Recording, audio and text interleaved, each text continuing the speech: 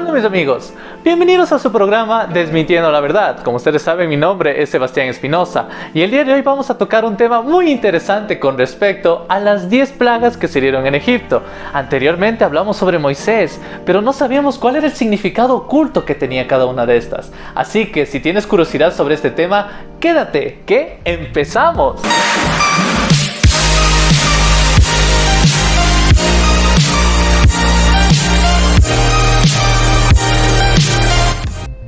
Muy bien, todos nosotros hemos visto o conocemos de antemano de qué se tratan las plagas de Egipto. Y hay algo que quiero que consideren para este video y es lo siguiente. Vamos a ver científicamente cómo es que las plagas se han podido dar. Pero hay algo que científicamente no se puede explicar y es lo siguiente, es con respecto a la voluntad de Dios. Cada una de las plagas tiene su motivo, su razón, pero con cada una de ellas fueron frenadas y enviadas en el momento exacto y preciso, con un gobierno de esta manera, con una gente de esta manera, con una actitud de esta manera y con respuesta a las oraciones de esta manera. Esto nos da a entender de que Dios siempre ha tenido el control, indiferentemente de que encontremos el motivo por el que se dan estas situaciones. Así que vamos con la primera plaga. Plaga número 1. Las aguas del río Nilo se convierten en sangre. La primera plaga se da justamente cuando Moisés estaba hablando con Faraón y comienza a decirle que libera al pueblo. Pero Faraón era la primera vez que tenían esta interacción y decide ignorarle completamente. El Faraón estaba en el río Nilo y de repente, con una acción dictaminada por Dios a través de Moisés y de Aarón, todo el río Nilo se convierte en sangre. Esto fue sumamente llamativo. Claro que los hechiceros de parte del rey hicieron la misma transformación y le dijeron: rey, esto es fácilmente lograble. Entonces esto no es nada mágico, no es nada especial. Ahora, esto fue algo muy contradictorio porque todo el pueblo egipcio consideraba el río Nilo como muy importante para su cultura. Era prácticamente el río en el que ellos se basaban, era como las venas de esta nación. Consideremos lo siguiente, habían varios dioses que eran considerados deidades que se encargaban de cuidar y estar al pendiente del río Nilo, como tenemos el dios Sobek, que es el dios cocodrilo, creador del río Nilo, el dios Num, el dios carnero, que es el dios corduro, protector de las fuentes del Nilo, y el dios Hapi, dios de las inundaciones del río. Y es interesante porque ninguno de ellos pudo evitar toda la transformación de esta agua. Y no solo que esta agua afectó a la cultura de los egipcios, porque ellos no podían beber de ella por una semana. Científicamente hablando, lo que han dicho los médicos y algunos historiadores es que cuando se convirtió en sangre era debido a unas algas microscópicas de color rojo. ¿Cuáles eran lo que sucedía con estas algas? Es que debido a las condiciones climáticas generaban un color rojo, pero también contenían ciertas toxinas que hacían que los animales que vivían, tanto mariscos como peces, y que se alimentaban de estos, sean fallecidos o más bien mueran en ese mismo instante. Ahora, vamos con la siguiente plaga. Plaga número 2. La plaga de las ranas. Con respecto a las ranas, se da una situación después de que los hechiceros habían demostrado que ellos también pueden convertir el agua en sangre. Entonces el faraón decidió ignorarles. Pero comenzaron a llegar un montón de ranas. Y es interesante el tema de las ranas. Les voy a explicar por qué. Primero que todo, en la cultura egipcia, la rana era una manifestación de la diosa Heket, que es la diosa de los nacimientos y esposa del creador del mundo. Era representada esta mujer con una cabeza de rana y cuerpo de mujer. También los descendientes de Heket, que en este caso eran Nun, Keg y Hek, eran representados como hombres con cabezas de rana. Ahora, hay que tocar un tema muy importante, y es que en la cultura egipcia las ranas eran animales sagrados. ¿Por qué? Porque ellos habitaban tanto en el agua como en la tierra. Entonces ellos decían, ellos habitan en dos mundos y le relacionaban con la vida y la muerte también. Por eso eran sagrados. Ahora, la tradición decía lo siguiente: si es que tú estás por ahí caminando y por accidente pisaste una rana, o a propósito pisaste una rana, estás yendo en contra de la esposa del creador del mundo. Es decir, tu condena debería ser la muerte. Y eso era considerado en la cultura egipcia. Si alguien pisaba una rana, era considerado como alguien que iba a morir. Pero cuando vemos de esta manifestación de la plaga, prácticamente había tantas ranas que al menos los egipcios al menos una vez debieron haber pisado. Y ellos, cuando pisaron, ellos mismos se dieron cuenta de que estaban ahora condenados a muerte y que prácticamente sus dioses no les iban a escuchar. Y es interesante porque esto contradice completamente su cultura y, lo más importante, contradecía lo que ellos pensaban que era sagrado. Científicamente hablando, lo que dicen muchos historiadores es que en el caso de los anfibios fue debido a que la toxicidad del río Nilo era tal que los anfibios tuvieron que buscar otro hábitat en el que tenían que habitar. Y eran tantos anfibios que lo más cercano que tuvieron en ese instante era la propia tierra de Egipto. Plaga número 3, la plaga de los piojos. Después de que había sucedido esa situación de las ranas, en la que había tantas ranas y había un olor terrible ya que todas habían muerto, fue algo horrible, en especial las que habían sido pisadas, como mencionamos anteriormente. Entonces aparece el tema de los piojos. Hubo algo muy interesante, y es que los hechiceros del faraón, ellos decían, no, es que la primera plaga sí podemos replicar, la segunda plaga, claro, o sea, yo puedo traer que vengan más ranas de aquí.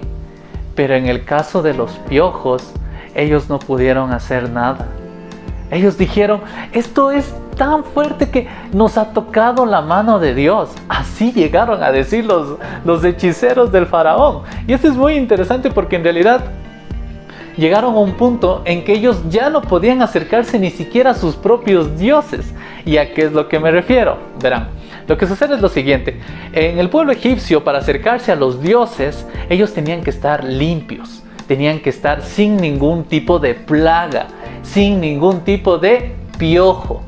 Ahora, si es que ellos estaban con piojos o con algo así, no se podían acercar a sus templos a dar culto y a pedir ayuda a sus dioses. Entonces ahora estaban tan llenos de piojos y todo eso que ni siquiera podían rogar a sus dioses que los ayuden. Entonces, imaginemos por un instante, estos fueron los dioses que estaban involucrados. Primero tenemos a Jef, el encargado, que era de toda la tierra, y eso es interesante porque de la tierra venían estos piojos, y a Harpócrates, que era Horus en su forma de niño, el cual mantenía alejada a todas las criaturas que eran peligrosas o dañinas para los egipcios. Científicamente hablando, lo que sucedía en este entonces era que al estar las ranas en Egipto, en el río Nilo, ya no había estos animalitos que se alimentan de lo que son las moscas y los piojos. Entonces estos animales se proliferaron, es decir, tuvieron más oportunidad de multiplicarse, y aparte de eso, la toxicidad que estaba en el río Nilo en ese entonces les ayudó a estos animales a que puedan sobrevivir y puedan haber en mayor cantidad. Cuarto punto, la plaga de los mosquitos o de los enjambres. Hay algo muy interesante porque en la traducción de la palabra dice la plaga de los mosquitos o de las moscas, pero si se va al original hebreo se usa la palabra enjambres, es decir, se está considerando varios tipos de bichos que habían llegado a ese lugar, a diferencia de los piojos, ¿ya? Ahora, es algo muy importante esta plaga y les digo por qué. Esta es la primera plaga en la que se separa al pueblo de Dios, es decir, a los israelitas, de los egipcios. Anteriormente el río Nilo afectó a todos, los piojos afectaron a todos, las ranas afectaron a todos, pero en esta los piojos afectaron a todos, y en esta, en cambio, a ver, los que son del pueblo de Israel, ellos no van a tener estos enjambres, pero todos los que sean judíos sí lo van a tener. Y es muy interesante en realidad, porque les voy a leer a qué Dios era el que estaban confrontando prácticamente. Primero era Kepri. Era representado como un hombre cuya cabeza era un escarabajo. Kepri era considerado como aquel dios que empujaba el sol para que saliera. Eso, como un bicho pelotero, ¿ya? Ahora tenemos también el dios Dua, que es el dios egipcio encargado de la higiene personal y los artículos de tocador. Con respecto a la plaga número 4, científicamente hablando, según en un estudio realizado en 1996 por J.S. Mars, establece que lo que ocurrió en este entonces fue un problema de carácter climático, es decir, había un clima preciso para que las moscas se pudieran multiplicar de tal forma que pudieran ir y hacer estos estragos. De hecho, aquí lo que se menciona es el tipo de mosca cuyo nombre científico es Stomopsis calcitrans. Vamos con la siguiente plaga. Plaga número 5, la peste sobre el ganado. De repente, después de todas estas plagas anteriores, el ganado comienza a morir. Llega una especie de enfermedad que comienza a matar a vacas, ovejas y todos estos animales. Esto para la cultura egipcia fue un golpe sumamente fuerte, no solo al hecho de la limpieza o el hecho de estar felices, cómodos y contentos, sino todo lo contrario, fue un golpe a su bolsillo, porque prácticamente el ganado era la representación de aquellos bienes materiales que ellos tenían. Fue un golpe económico. Y esto es muy interesante porque vamos a analizar a qué dioses el Dios verdadero les confrontó frontalmente. Verán, dice Hathor, primero, representada por una vaca o una reina con cuernos de vaca. Es la diosa de las fiestas, la embriaguez y es protectora de los difuntos. Apis, el dios toro, era la personificación viviente del dios creador, Pita. Atum y Re, dioses creadores representados por el toro negro, Minevis de Heliópolis. Nut y Neit, representados como la gran vaca celestial que dio nacimiento al cosmos y a otras deidades. Amun, simbolizado por un carnero con cuernos curvos, dios antiguo, personificación de lo oculto y del poder creador asociado al abismo primitivo. Imagínense por un instante la representación que estaba haciendo aquí Dios. Estaba golpeando a todos los animales que representaban los dioses que los egipcios tenían. Científicamente hablando, se puede mencionar de que en realidad lo que estaba viviendo el ganado era la famosa enfermedad conocida como la peste bovina. Ahora, esta enfermedad es prácticamente letal y llega a matar en el instante, pero para que se pueda propagar hay un factor muy importante y es el tema de los mosquitos. Exacto, de aquellos bichos que se mencionaron anteriormente. Vamos con la siguiente plaga. Plaga número 6, la plaga de las úlceras. Ahora, no solo que se habían perdido los animales, no solo que habían perdido la comodidad, no solo que habían perdido la relación con los dioses, no solo que el mismo río Nilo ya no les daba el agua que ellos tanto querían, sino que incluso su propio cuerpo tenía úlceras, tenía enfermedades. Y esto es lo más triste para los propios sirvientes del templo y los asesores del rey, del faraón. De hecho, por si no lo sabían, el faraón era también considerado un dios de parte de la cultura egipcia. Era considerado un dios, pero ni siquiera él se pudo salvar o ser libre de estas enfermedades. Y todos los que clamaban a sus dioses que les daban sanidad tampoco fueron respondidos. Y vamos a mencionar algunos de estos dioses. Dice, tenemos al dios Sekhmet, que es la diosa guardiana contra las enfermedades y diosa de la guerra. Y al dios Imhotep, dios de la medicina y de las sanidades. En este caso de la plaga número 6 de las úlceras, se estaba demostrando de que el pueblo egipcio anteriormente ya habían tenido un pequeño problema con respecto a la viruela, que es un virus que te genera varias ampollas. Y aparte de que genera varias ampollas, es bastante contagioso. Se ha demostrado también que el pueblo egipcio no estaba exento de este tipo de enfermedades como ya se habían dado anteriormente. Vamos con la siguiente plaga. Plaga número 7. La lluvia de fuego y granizo. Si nosotros ya vimos que anteriormente habían perdido la gente, imagínense por un instante, vino una enfermedad, mató a casi todos los animales, ahora me afectó a mí mi cuerpo y aparte de eso me dicen que va a caer fuego y granizo. ¿Y qué era lo que iba a hacer este fuego y granizo? No solo era el hecho de que iba a hacer daño las cosas, sino que a las cosechas que estaban en el campo, si cae fuego y granizo, les iba a destrozar. Y no solo a las cosechas, sino también a los animales que habían sobrevivido a la enfermedad anterior. Entonces esto fue algo muy interesante, que cuando Moisés anuncia al faraón, todo el mundo, todos los egipcios sabían que esto iba a pasar. Pero muchos dijeron, no creo que suceda, eso ya es algo demasiado grande, que caiga del cielo fuego, o sea, era imposible para la mente de ellos. Entonces muchos de ellos dejaron a sus animales afuera y todos los animales que quedaron afuera murieron. Hubo egipcios que sí guardaron animales y que pudieron rescatarlos porque creyeron en lo que iba a pasar, pero en cambio los otros lo perdieron todo. Ahora, ¿A qué dioses hace una afrenta directa a Dios en este sentido? Primero tenemos a Horus, el iniciador de la civilización egipcia. Tenemos a Shu, el dios del aire y dador del cielo. Tenemos a Set, el dios de las tormentas y protector de las cosechas. Tenemos a Nefer, el dios de las cosechas de los granos. Imaginen por un instante, prácticamente les estaba demostrando, listo, a ver, entonces, ustedes protejan con sus dioses sus cosechas. Pero ningún dios apareció, nadie les ayudó.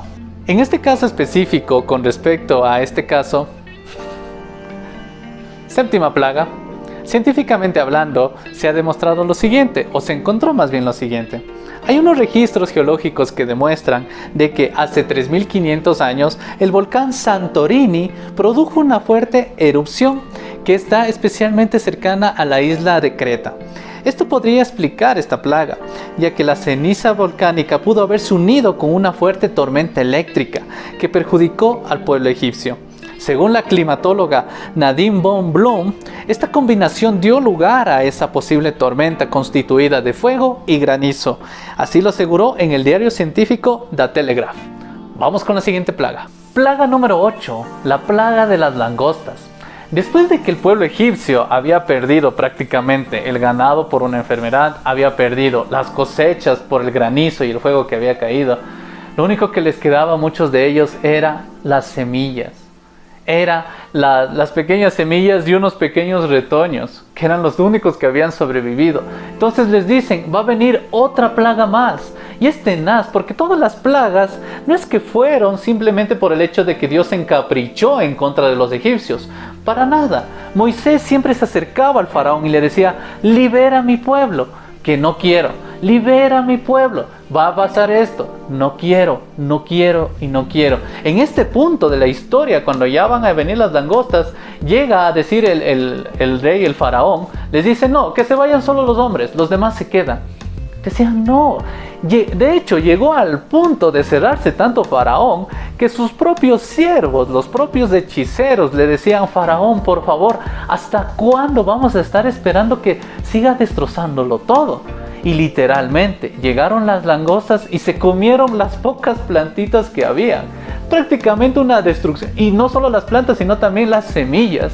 Miremos a los dioses también que fueron involucrados en esto. Fue una afrenta directa contra la diosa Nefri, la diosa que guardaba y protegía las semillas. La diosa Renenutet, diosa de las cosechas. Y a la diosa Geset, que era la diosa de la abundancia. Científicamente hablando, las langostas pudieron haberse generado por este problema que hubo con respecto al volcán que se mencionó anteriormente, ya que el hecho de que haya erupcionado genera que mucha de la fauna, en especial las aves, muden de territorio. Es decir, que si ya las aves ya no estaban ahí, no había quien controle la población de las langostas, ya que las aves se alimentan de las langostas. Y eso por un lado. Por otro lado, consideremos de que tanto la ceniza como lo que es el granizo generan humedad y precipitaciones, los cuales generan un ambiente perfecto para que las langostas se multipliquen. Vamos con la siguiente plaga. Plaga número 8, la plaga de las tinieblas y la oscuridad. En este caso, llegó un punto en el que la oscuridad en esta ciudad era tan densa, pero tan densa que hasta se podía sentir. Y era esa sensación de que no podían ver nada por aproximadamente 3 días. Y en los únicos lugares donde había luz era en el pueblo israelita. Ahora, consideremos lo siguiente. Miren, el dios Sol, conocido también como Re, Ram, Atum, Aten y algunas veces Horus, había llegado a ser considerado como el dios supremo. Era considerado el más grande de los dioses de Egipto. Se le veneraba como el creador, el dador de vida, que inundaba el territorio con sus rayos energizantes. Imagínense por un instante, les quitaron la misma luz. Plaga número 9. Científicamente hablando, para explicar lo que había sucedido en esta ocasión, se pueden tomar dos posibles teorías. La primera teoría es la siguiente: debido al tema de la erupción del volcán, los cielos se cubrieron de una capa de ceniza. ¿Y a qué se refiere? A que se cubrió completamente lo que era la visión del sol. Pero también hay otra opción, que se trata de un eclipse solar, que científicamente se ha mostrado que en el año 1223 a.C. se produjo un fenómeno de este tipo. Vamos con la siguiente plaga. 10ª plaga, la muerte de los primogénitos. Esta es la plaga más complicada y fue la más difícil de aceptar, porque Faraón comenzaba a ceder, pero cedía muy poco. Primero les dijo, listo, que se vayan solo los hombres. Luego dijo, está bien que se vayan todos, pero me dejan sus cosas. Entonces ahora llegamos a un punto donde la única opción era, déjanos ir, déjanos ir. Pero en cambio Faraón se cerró de nuevo y dudó de lo que justamente Dios había hecho va a venir el ángel de la muerte y va a llevarse a todos los primogénitos de los que no hayan cumplido con este ritual que comenzó a aparecer, que era la Pascua, que es un símbolo muy importante para la iglesia cristiana. Ahora, consideremos algo muy importante, y es el hecho de la vida y la muerte. Los judíos habían perdido 3 cosas. Habían perdido su pasado. ¿Por qué perdieron su pasado? Porque todos los dioses que ellos habían considerado desde antes, desde el río Nilo, las ranas, el dios que tenía cabeza de insecto, todos estos dioses eran parte de su pasado, eran parte de su cultura, pero Dios los había derrumbado a todos y cada uno de ellos. Entonces perdieron su pasado, pero no solo perdieron su pasado, perdieron su presente, porque en el momento actual, donde tenían el ganado, donde tenían las cosechas, donde tenían el desarrollo, estamos hablando de una potencia mundial en aquel entonces, prácticamente había sido destruido. Perdieron su presente, pero ahora iban a perder algo muy importante, y es su propio futuro, porque las nuevas generaciones, los primogénitos, los primeros hijos, ellos iban a morir. Y no solo que iban a morir, sino que iban a perder prácticamente la descendencia, que es aquello que nos promueve o nos ayuda a tener un futuro como personas. Veamos todos los dioses que fueron confrontados con esta decisión. Primero tenemos a Serket, la diosa de la protección. Tenemos a Mesgenet, la diosa que protegía el nacimiento de los niños, no pudo salvar a los primogénitos. Sobek, el dios de la protección y la fertilidad, que era el epítome del poderío de los faraones, no pudo proteger a nadie. Renenutet, el dios que parecía un buitre y era el protector especial del faraón, no pudo liberar ni siquiera a su hijo de esto. Y por último tenemos a Osiris, quien era considerado el dador y gobernador de la vida. Científicamente hablando, hay varias teorías con respecto a la muerte de los primogénitos, y de hecho es una de las más complicadas de explicar, y vamos a leer lo siguiente. Dice, según un estudio realizado en el año 2003 y publicado en Clinical Microbiology Reviews, debido a las toxinas liberadas por las algas rojas, que pueden ser muy letales, se contaminaron los granos de trigo. Ahora, el científico John Marr estableció que los primogénitos egipcios eran los encargados de recoger y de distribuir los granos. Por esta razón, fueron los más expuestos al llamado ángel exterminador o ángel de la muerte. Esto podría explicar la 10ª plaga. Hay algo muy interesante aquí, y es que todos estos hechos han ido cambiando, pero se dieron en un momento exacto y establecido. Dios tiene el control de todas las cosas. Dios puede seguir haciendo milagros, a pesar de que en ese entonces no podamos entenderlo, pero nos demuestra de que pasa el tiempo y la ciencia nos va respaldando que todo es posible para Dios. Muy bien, cerremos este día con una parte sumamente importante que debemos recordar. Éxodo 12, 29 al 30. Y aconteció que a la medianoche Jehová hirió a todo primogénito en la tierra de Egipto, desde el primogénito del faraón que se sentaba sobre su trono, hasta el primogénito del cautivo que estaba en la cárcel, y todo primogénito de los animales. Y se levantó aquella noche Faraón, él y todos sus siervos, y todos los egipcios, y hubo un gran clamor en Egipto, porque no había casa donde no hubiese un muerto. En realidad la última lección que quiso dar Dios a los egipcios era el hecho del precio o la paga del pecado. La paga del pecado o el pecado de por sí siempre tendrá una consecuencia y siempre será la muerte. Y no solo es la muerte tuya, sino que es la muerte de la gente que tú amas, de la gente que tú valoras, de la gente que tú quieres, de lo que amas, de lo que sueñas, de lo que esperas. El pecado siempre trae muerte y esta es la consecuencia. Ahora, si nosotros nos damos cuenta, la muerte no solo la vivieron los egipcios, sino nosotros también. En nuestros casos, nuestras familias, todos han pagado la consecuencia que es morir debido a nuestros pecados y a nuestra maldad. Pero te cuento algo muy interesante. Dios también pagó esa consecuencia. Su primogénito, su hijo amado, aquel en el que Él tenía complacencia, pagó con la muerte el precio del pecado. Y eso es lo que nos demuestra de que literalmente Dios mismo tuvo que también pagar con la muerte de su hijo amado el pecado. Pero ¿sabes qué es lo interesante y por qué hace la diferencia Jesucristo? Porque en realidad Jesús te vino a dar vida, ya que no quedó muerto Él. A diferencia de los primogénitos de los egipcios, a diferencia de nuestros familiares, Él no quedó ahí muerto, sino que resucitó. Y el hecho de que haya resucitado nos demuestra de que Dios aceptó la ofrenda que Él nos da. Mira, no sé cuál sea tu situación actual.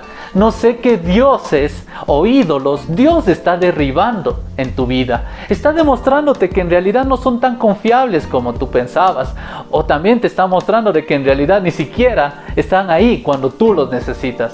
Pues déjame decirte algo. El Dios de la Biblia, el Dios de Jesucristo, el Dios que es Jesucristo, está dispuesto a salvarte, está dispuesto a ayudarte, está dispuesto a hacer la diferencia en tu vida. Si tú rindes tu corazón a Él, si tú vienes a Él y reconoces que en realidad lo necesitas.